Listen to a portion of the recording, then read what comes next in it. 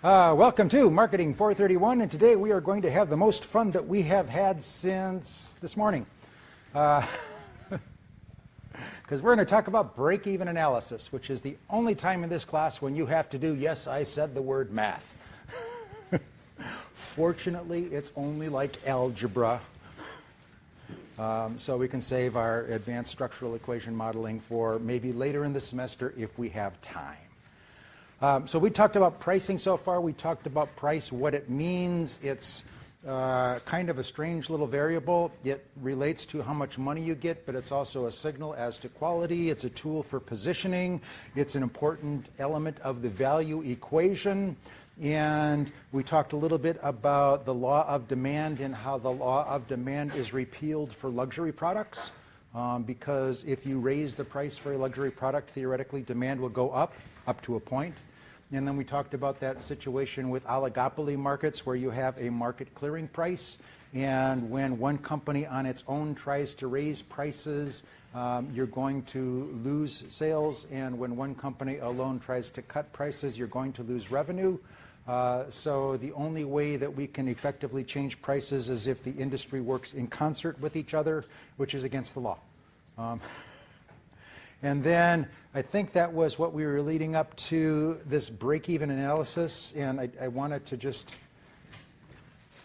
spend some time on this because this is one of those basic concepts in business.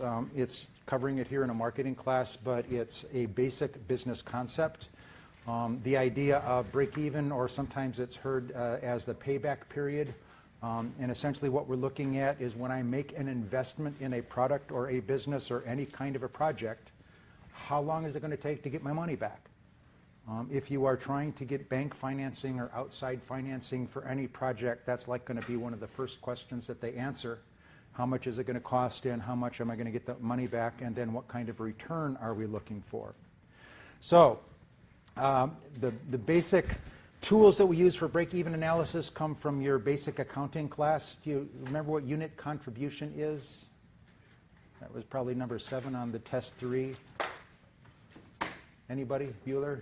Yeah, it's a part of a margin of cost that the unit can contribute to. Okay, so unit contribution is anything left after you've covered your direct variable costs.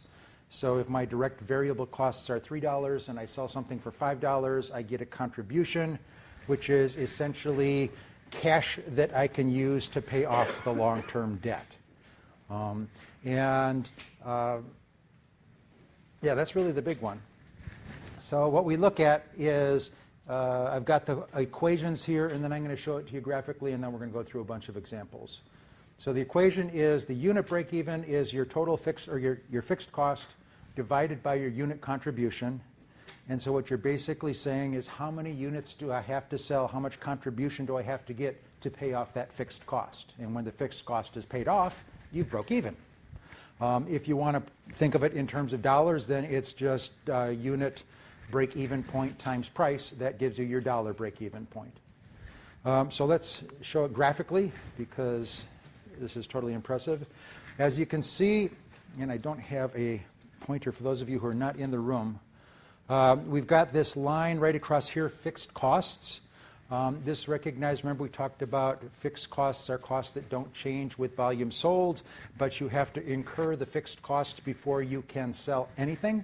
Remember we talked about the product life cycle, how every new product starts out in the hole. That's because of these darn fixed costs. You have to pay those before you can do anything. So the first thing that we understand with break-even analysis is every project is going to start out at a loss, and that loss is your total fixed cost. So then as you sell, you're going to get revenue, hopefully, okay? And the amount of that revenue that is over your direct variable cost is going to help pay off your fixed costs, and at some point you will pay off your fixed costs and you will start making a profit. That's the break-even point. Simple enough? It's one of those things where some people just have a hard time with this concept. So if it's not clear, feel free to email, feel free to ask questions, because this is something that's important for you to get.